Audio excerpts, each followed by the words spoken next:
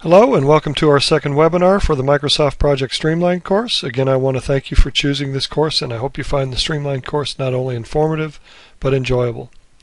Tonight we cover the navigation section of the course. This is the first section for the Streamlined course, as last week's webinar was the kickoff for the entire course itself. In that webinar I provided background information on how the course is organized and how to sign up for the video materials through Udemy. So tonight, let me start off with a review of the materials in Section 1. In this navigation key, it went through a lot of different items, such as it entered in a basic, we did the basic paint schedule, which is something we'll use over and over to demonstrate components. And it worked through how to link tasks, give you a preview of linking tasks, which is covered more deeply in the next section. But it also went into how to insert a column, and it showed you how to zoom in and zoom out on the timescale.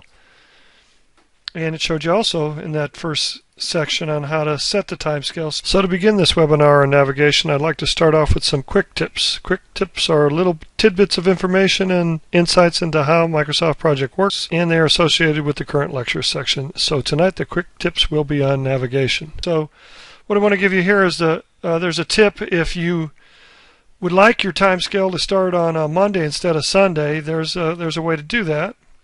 One of the ways to change the time scale is to go to the ribbon tab, which is the file on the ribbon tab. Or I should say the file tab on the ribbon. I should reword how that says, or that first bullet, which is called the backstage view. And in there, and I'll demonstrate this in a second, go into project options, and then there's a scheduling section. You can actually start the week on Monday. So let me go find Microsoft Project, and let me pull that up on the screen. Nope, that's the wrong file. There we go. Okay, so notice here that June 23rd, that's a Sunday. Monday is June 24th. So what I'm going to do is show you how to make it a Monday instead of a Sunday on your project schedule. In Microsoft Project, if you go to the File tab, which this is called the Backstage, if you go to the Options, on the Schedule tab, the trick here is you can change the project start date, or the week starts on, you can have it start on a Monday. Okay, again, that's in the Options Schedule. Right at the top, week starts on a Monday. And some people like this because then your first day of the week in the schedule comes up as June 24th is a Monday. So it can be helpful. It's just a little tip there. And let me go back to the next tip. With Project 2007, Microsoft came out with a feature called multi-level undo, sort of like what you have in Excel and Word and other various Microsoft Office products. Well, there's a problem. As soon as you save your file, you erase the undo levels. So if you're counting on undo, you got to make a choice. Do I not save my file and keep moving forward, or do I save my file and lose the undo? So what I often do is, if I'm going to save it, I use a very clumsy or manually oriented backup method. I just save it and put in dot whatever the current date is and the current time. So in this, go back to the project file here. If I was to put in a couple of tasks, task 1, task 2, task 3, I'd go in and pick file, save, of course, the first time, test file. Then if I did more work, and maybe it's 15 minutes later, I would go in and save. Now notice that the undo button is there. So if I wind it back, works just fine. Wind it forward, test, come forward with it, undo and redo. But as soon as I save, watch what happens. Those buttons go away. It dumps that buffer. So what you got to find out is, well, if I still want to keep where I was at, what I do is I save the file. I do go to the Backstage, pick Save As, and I'll put in, for example, 2013 06 25.1907 for the time. And as I keep working on the file, I will keep adding extensions to it. Now you may say, well, that doesn't get you your undo levels back, Kevin. I go, yes, I know. But at least if I've found I've made a mistake, I can go back to a previous version, cut and paste, and see what was there. So it's a crude form of undo, but the tip there is as soon as you hit undo, you're really forcing yourself to make a decision. It's going to, or as soon as you do a save, it's going to dump your undo buffer. So be aware of that one. Okay, so next quick tip. Want to change the font size of the timescale's lower scale? Well, there's a trick. You have to go to the ribbon tab, text styles, and then the item to change is the bottom scale tier. So let me switch back over to the project. So what I'm talking about here is one of the exercises we had it go to a 3-tier ribbon. And to do that, one way to do that, as you saw in the videos, double click on the timeline, you get into the timescale dialog box, and in the middle of the timescale dialog box we're going to switch to 3 tiers, which you can see here now puts in a year, month, and a day. Well, if I wanted to make that lower tier smaller, perhaps I'm trying to save some screen real estate, it's on the Format tab and under Text Styles. Now this is a very odd place to put it, but there's a lot of different font controls you can do in here. So once I get into Text Styles, what a lot of new users don't realize is there's a drop-down box in the middle there. And it's not just all the different fonts that you can change, but you can find specific ones such as summary tasks. You can change how they look, or milestone tasks. But the one I'm after is in the bottom tier timescale. There's middle and top, so I'm going to pick bottom tier. And you may think that you can only set it to 8 points, but you can actually type in, for example, 7. So you can go to a smaller font size and notice what happened here. You see how the font shrank. So that sometimes can be very handy to know that you can actually change the size of the font in the timescale, which fits in with this first section. Okay, before I move on, I'm going to check the questions. Got any questions there? Everybody good with that? Okay. Got all thumbs up. All right. Well, what I'm going to do is I'm going to run a little quiz here. Let me see if I can find that. It's just a couple simple multiple choice questions. And let me blow up the screen here. Let's see if I can do this with a quiz poll. So here's the choices. So it says, which icon represents the task mode icon indicator for automatic scheduled tasks? So choice A is an arrow with a bar, choice B is a pin, choice C is a light bulb, and choice D is a clock. So of those 4 choices, which one of those represents the icon for automatic schedules? I'm going to try and start up a poll here. Let's see if I can pull this off. A little rusty on this one. Doggone it. I can't remember where the polls are at. Yeah, let's see if I can pull off the poll now. So I'm going to start the voting. There you go. Make your choice. A, B, C, or D. Okay, I got 2 votes in. Nobody else? Is that it? Just 2? All right, I'm going to go ahead and close it. So it was everybody thought it was either A or B, and let me go back to the answers. And the automatic schedule is the bar with the arrow. So, and that's an important one because in Microsoft Project, you want to make sure you're in automatic task scheduling mode because that's what makes use of the scheduling engine in Microsoft Project. And with this new version that came out in 2010 and 2011, it's real easy for people to start putting in manually scheduled tasks, which basically takes this, what Microsoft Project Professional sells for like $1,400 program and turns it into a $2 spreadsheet. You don't really want to do that unless you're in some early planning stages. But I'm going to go through the exercise tonight, and I'll show you what happens when you turn on manual task scheduling mode. Let me try another quiz question here. All right, let's see, what do we got here next? Question 2, which icon represents the scroll to task icon button? And this was also in the video. So choice A is a bar with a magnifying glass, choice B is 2 bars with an arrow, choice C is a bar with an arrow, and choice D is a bar with a little bit of a timeline in it. So which one of these 3 represents the scroll to task icon button? And is the poll back up? It is? Okay, so let me clear the poll, sorry. Alright, so there's your choices again.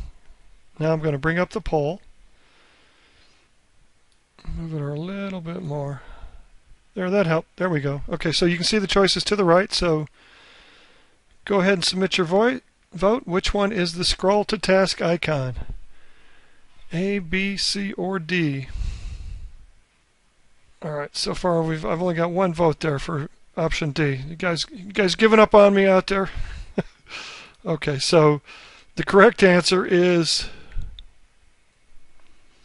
answer C, scroll to task. And why is that important? Okay, scroll to task button is the dum-dum button.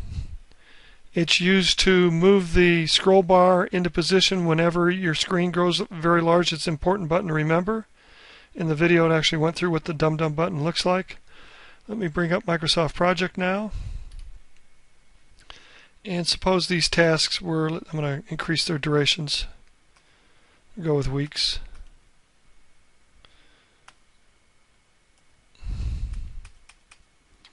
Okay, now I'm going to highlight all these tasks and link them. Okay, so on the screen I've got a simple schedule here where those tasks, 7 tasks I linked together, and I increased the duration so some of the bars floated off the screen. If you wanted to see where task 4 was on the time scale, well, the dum-dum button, scroll to task, is what pulls that screen into view. That's why it's an important button to have. And for example, on the screen that's on now, if I go down to task 7, pressing the dum-dum button is not really going to do a lot because that bar is already in the middle of the screen. But if I go back up to task 1 and I wanted to scroll the screen real quickly, I hit the dum-dum button and there you go. It moves the bar right into the middle of the screen. Alright, let's see what else I've got here in the quiz questions.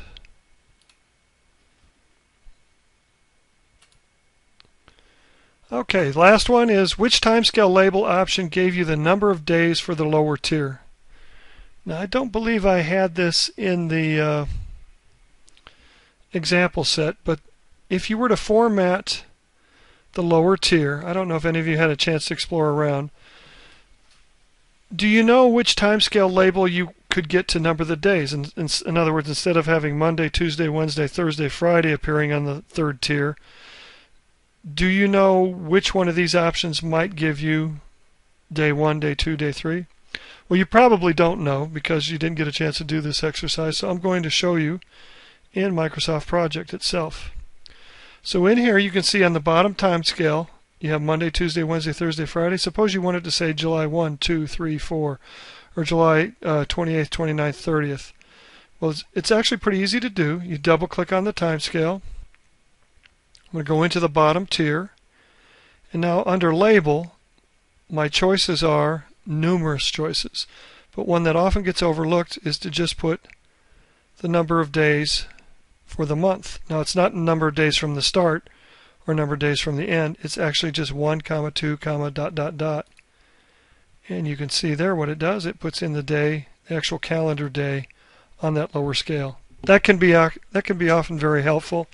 And I've seen some people actually double up on the intermediate scale, in other words the middle tier.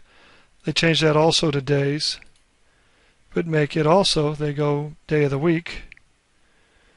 And then on the top tier, they change it to weeks. So that's a clever way to change the time scale into one that might be more useful to your project team.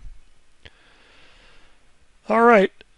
I call it the dum-dum button because from the Night at the Museum movie, there's this one character, it's the Easter Island Stones, and he chews gum and blows bubbles. And if you look real close, that button looks like that stone image. And in the videos, I actually show a little segue between the button and that stone image. And the reason I do that is because if you go on the is it the View tab?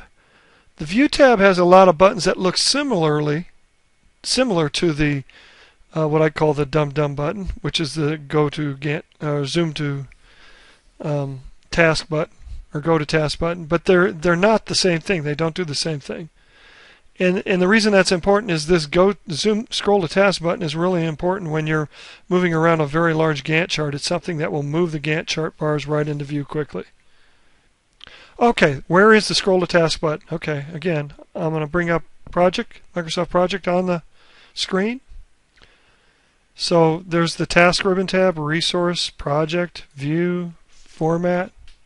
Okay, it's on the task ribbon tab, and it's way out to the right under the editing section.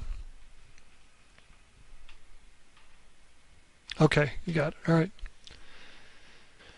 Okay, so we've made it through the quick tips. We've made it through the quiz. I'm going to go through the story problem that was basically in the navigation video. And so what I'm going to do is I'm going to bring up Microsoft Project. And I've already got a project schedule up here. I want to start with a blank one. So I'm going to go to the File tab and click on New. And I'm going to pick Blank Project. Okay, now I often bring up blank project schedules when I'm testing something out. I've been using Microsoft Project for, oh my gosh, how many years now? 15 plus years. And there are still things that I go, okay, now how does that feature work? And I'll bring up a blank project schedule to test that.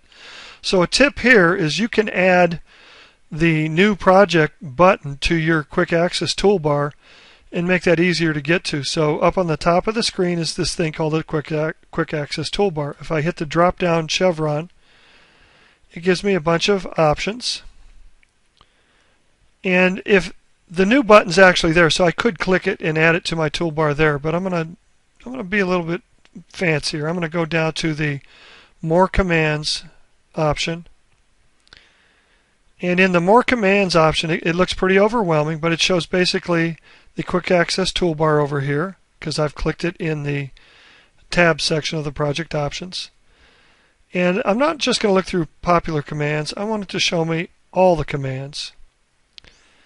And if I type the letter N, it'll actually go down to where the commands that start with an N start. So if you're ever looking for a command and you can't find it, pick All Commands. And if you go through alphabetically, you might find a way to put the command on the shortcut bar, because in Project 2010 there are some commands that is in the old menu system that appear nowhere in the ribbon. They're very obscure commands, but they're a couple that come in useful for me occasionally, and I've actually had to add them to my quick access toolbar. But here's the new button. I just highlight it here, hit the add, and I can position it up or down in the quick access toolbar, hit OK, and now you see there's the new Create a New Document button. And if I want to take it off, I could go back and reverse it. But that's an easy way to add in that button. Okay, that's just a quick tip. Okay, so I'm going to do the paint schedule. I'm going to do the paint schedule. We do this over and over throughout the project, again, just to keep it simple and keep it focused on what we're trying to learn. First item, and this paint schedule was actually in one of the videos. I'm just basically repeating that exercise. So it was select color scheme, deliver supplies, set up the room that's going to be painted, then paint the room, clean up the room, and then we can have it reviewed by management. Okay, so you can enter in the task first and then go in durations. Probably in real life what most people do is they enter in a task, enter in a duration, go to the next one, enter in task, enter in duration. But I'm doing a task first, then duration. So 1W equals 1 week, and you notice the bar change out here on the right. 4H is hours, so there's minutes, hours, days, and weeks are the different durations you can put in. And then if I just type a 1, the default is days, so I don't have to type in the D, or a 2, same sort of effect. And then cleanup will be 4 hours, which I could put in as what, 240 minutes? I'd get the same thing. And then review by management, I could leave that as 1. And notice it has a little question mark on it. That's project's way of telling you that this duration hasn't been verified. So if I type a 1 over it, it clears out that question mark. Now you may say, hey Kevin, suppose I want to go back and put that question mark in. Well, you could do 1 day question mark and press enter. Or if you go into the task information command button on the ribbon, the task information dialog dialog box appear, and that question mark is actually a field in Microsoft Project called estimated, and I can clear that field out if you wanted to. So again, it's just a way of marking to you, the project manager, whether you verify that duration or not. Okay, so the next thing the video showed you is what the tasks are in, to link them. And we go to the task tab, and there's a link button. We go all through linking in the next section, next videos, but that's the simplest way to create task links. And then the next thing I'm going to do, since this is a new project schedule, is I want to set the start date, which is the beginning date for the project. And I'm going to use what? We used October 1st. And everything is done in 2012 in the project. So changing that changes my schedule to start on October 1st, 2012, on Monday. And then it finishes, of course, on Friday. Let's highlight it there and have it tell me what date it is, October 12th. Okay, so there's your, so we know if we would have started this project in October of 2012, we would have been done on the following Friday. Now, suppose we would have started this project next week. Well, since all the tasks are linked, we could go to Project Information. We could bring up our calendar control and say, well, next week would be July the 1st. Assuming we're working through the 4th of July, that means that this project would finish on, see the calendar come up there. Trying to get the tip to appear. It's being a stinker. There it goes. July 12th. Now you may be wondering, well, we're not going to work on the 4th of July, Kevin. How would you skip that date? That we get into that in the calendar key in the last section of the Streamlined course. But there's the power of the project information button and the project start date. As soon as you have all your tasks in and you're using the link feature, you can adjust your schedule to fit any start date, and the result is it changes all the impacted dates as a result. Okay, I'm going to go back to October 1st just to keep it consistent. And there we are, back on September 30th. 2012 is the Sunday before the start date. That's why that's appearing. And notice that when I link the tasks, that all of the start dates and all of the finish dates turn to blue. Well, actually, when I change the project information, they change to blue. And that's because my last command affected those fields in all of the tasks. And that's Project's way of, whenever you change something, Project is giving you a visual clue that that's what's being impacted. So for example, if I change cleanup room to cleanup and I press enter, notice that all the blue dates changed, all the blue highlighting changed. Well, that's because the last thing I changed was a name, and that doesn't impact any of the starter date fields. Okay, you also learned how to change the column widths in the video. I'm not going to go over that. But I do want to go over inserting the text 1 field. Okay, so I'm going to grab the window pane splitter between the table and the Gantt chart, and I'm going to add in a new column. I could either click on the Add New Column field, or I could find the Insert Column command on the Format tab. That's a very odd place for it. I always thought the Insert Column command should have been on the Task tab, but I understand why. It's not something you're doing to a task, it's something you're doing to a column. So it does make more sense on the format. I just never look for it there. The other thing is there's this thing I call the crosshair. So wherever the upper left-hand corner of the cursor is where the insertions is going to happen. So I'm on the finish column, and regardless of which row I'm in, that upper left-hand corner is between the start and the finish column. So if I pick Insert Column, it dumps in between start and finish. That's not where I wanted it. I want to stick it to the right of the finish column. So I hit Escape, move back over, and I hit the Insert Column again. And this exposes the database that's actually behind Microsoft Project. And if you're wondering what is meant by a database, if I was to pick the duration column again out of that big list, look what I get here. I get the same column in there twice. And that's what a database means, is what's being displayed is actually hidden in the background in a table that lists all the information. So that duration, when I changed to 0 here, it also changed here because it's the same field. Now the benefit of that is when I change views, when I go from a Gantt chart to a, I guess a network diagram, or back to perhaps a calendar view, I don't have to retype in all the information. It's there because it's in the underlying database. So a lot of people think it's a spreadsheet. It's not a spreadsheet. The other oddity is if I want to delete a column, one way you've learned is if you right-click on a column heading, there is the command to insert a column, and then you would think, well, then there would be a command to delete. No, it's hide. Well, then you would go, well, if there's a hide a column, there should be a show column. No, it's insert. So they're kind of incongruent. It's insert and hide are the two commands that Microsoft Project uses. So if you put in a column you don't want, you don't delete it, you hide it. And you know why? Because it's a database. So far, so good. Hopefully that makes sense. All right, so what I wanted to do is one of the problems with Microsoft Project, in my opinion, and I'm going back to the format and insert column command, is this database. There are close to 300, possibly 350 fields in here. I've counted them before. I just can't remember off the top of my head. And that's just in what's called the tasks table. If you use resources, there's another 350 fields available.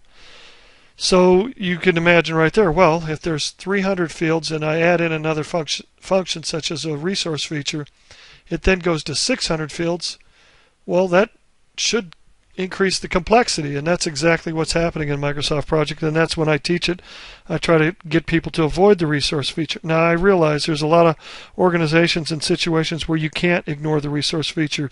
You actually have to use it, possibly because you're on Project Server, or you're in a consulting engagement and you actually have to cost things out, or you're possibly doing earned value and you are required to use the resource feature because of the cost calculation. I understand that.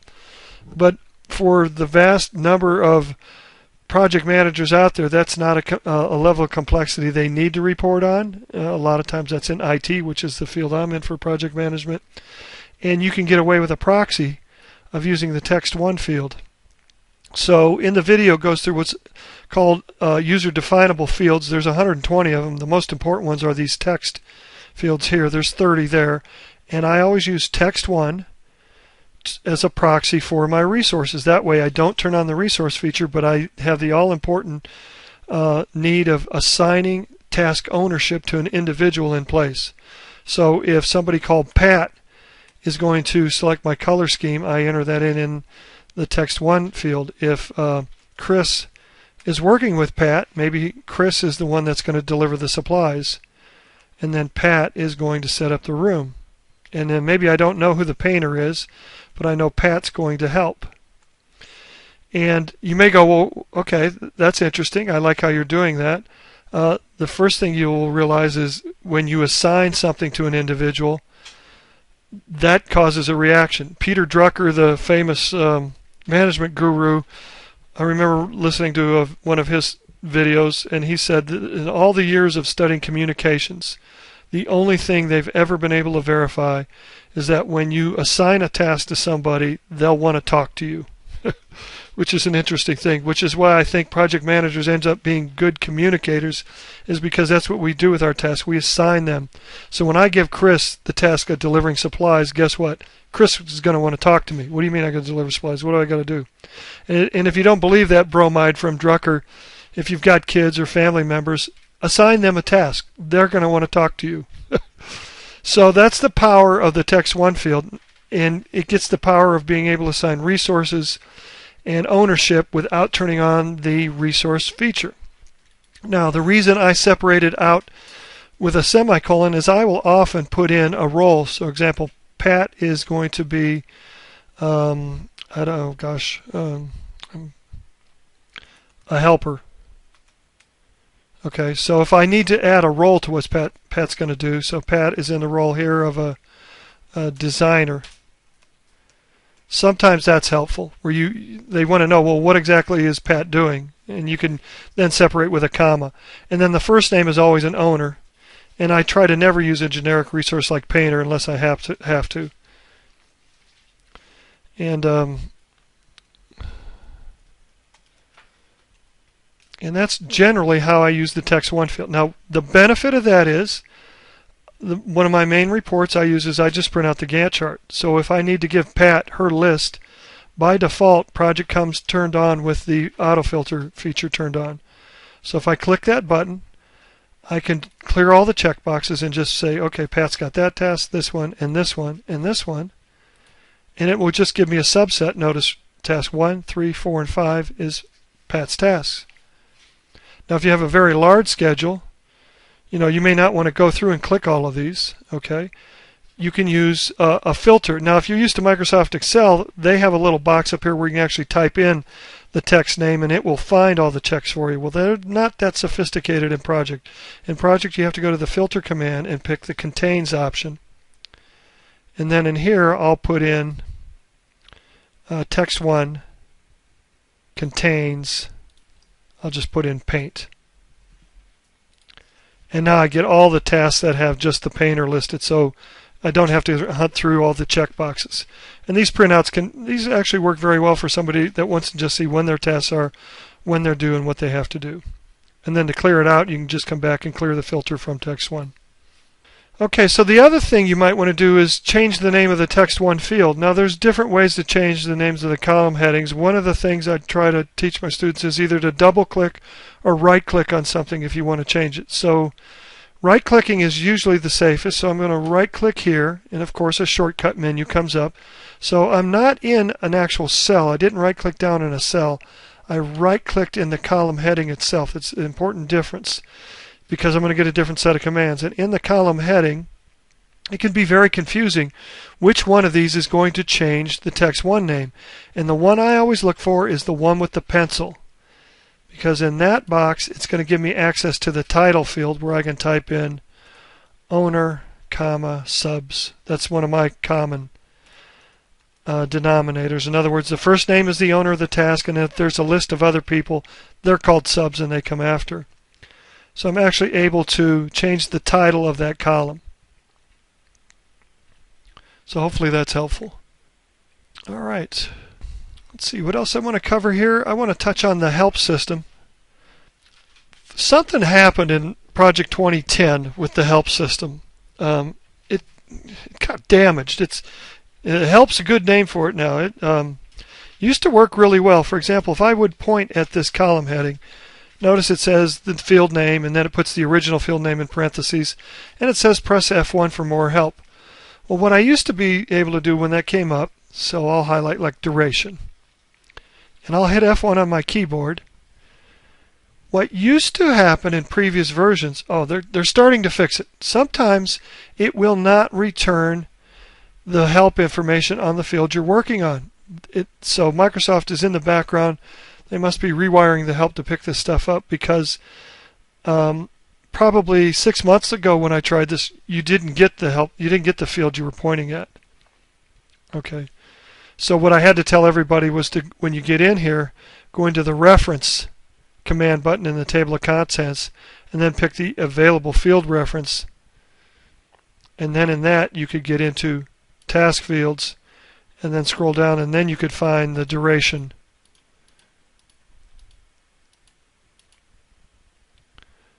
definition or duration help. Now that's happens in a lot of places inside a project. You won't be able to find the help you're looking for, but the help is excellent. Unfortunately, it's broken in spots. But again, it tells you, for example, what the duration field is, how it's calculated, where you should use it. They give you an example, and then they throw in some remarks, in this case with respect to automatic scheduling. And you can actually give feedback to Microsoft. And Microsoft does use these feedback items. So if you have feedback turned on and you respond to articles, they'll actually change something. It gets prioritized, and actually back in Seattle, they actually work on this stuff. So don't discount typing in comments in that. If you find something you don't like, you'll be surprised it will be changed in the future. All right. And of course, if you don't find it in the help system, you can always Bing it or Google it and put in the Google term, put Microsoft Project, and then put something like the duration field, and often that will take you to it. Okay, we've been at this for what, almost 45 minutes. I don't think I've got a lot of else to cover for you in tonight's webinar. I think this exercise went through the key points. Got through the time scales, and I'm going to check with you guys. If you have any questions or anything else you want me to cover, let me know. Otherwise, I think we're going to end tonight's webinar. Next week is going to be a little bit more challenging. Let me bring up the let me go back to my course schedule. Next week, for those that are following along at the same pace, a couple of you are working out ahead and go through in the sections early. That's fantastic. But for next week, it's all on task linking mechanics. Going to go through the essentials of how you put your task in, and then we went through the simple paint exercise, working with durations. It's going to get a little bit more involved. It's going to go through what are the different types of durations. It's going to cover a problem with a duration type called month. It's going to go through an elapsed duration, which is a very useful type of duration. It gets explained in there. Then it moves into linking. And then it gets up to an important exercise on the task linking dashboard. A lot of people don't realize you can create a view that lets you understand and explore all your different linking aspects.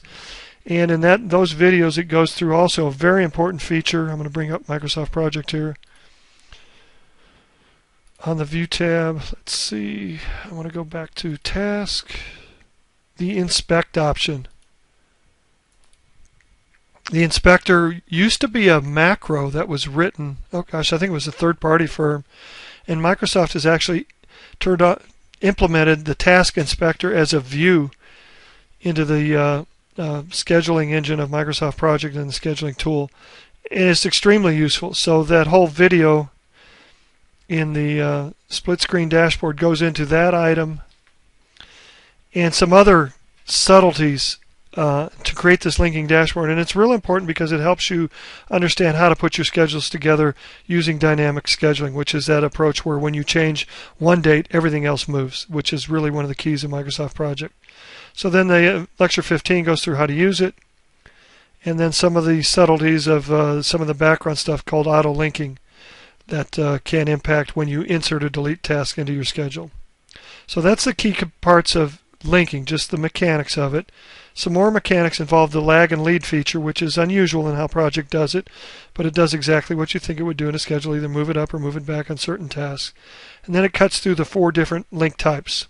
Since you have an end and a beginning to each task, and you're connecting those, if you're using combinations and permutations from statistics, what is that? 2 factorial, which is 4. I think that's how that works. I was never any good in that part of math. But there's got to be 4 combinations. Finish to start, start to start, finish to finish, and start to finish, the SF link, which is an unusual but extremely valuable link type. So make sure you cover that video. And then there's a trap on using the as late as possible type of constraint, which is leading up to section 4 where we cover constraints, but it wants to I have to show you a trap before you get there. So that's what we're going to cover in the next week. And then after that, it is the critical path and outline, or in the next webinar, and then we get into critical path and outlining. Section 4 the following week, task constraints, very important stuff. And then we finish out with the project's calendar, which gets us ready for August 9th. Hopefully that doesn't come too quick, because that means summer's getting close to being over.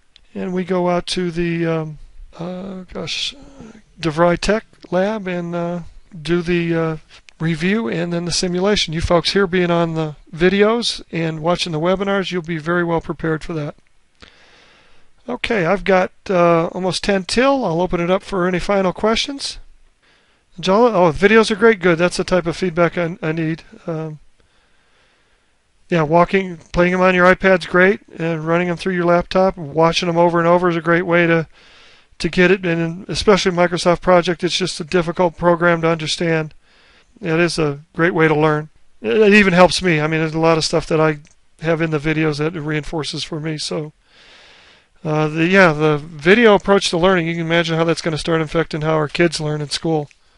You can see the impact here. You can go to Khan Academy, Khan Academy, and see some of the great work that guy's doing, and it's actually being used by some school systems in California.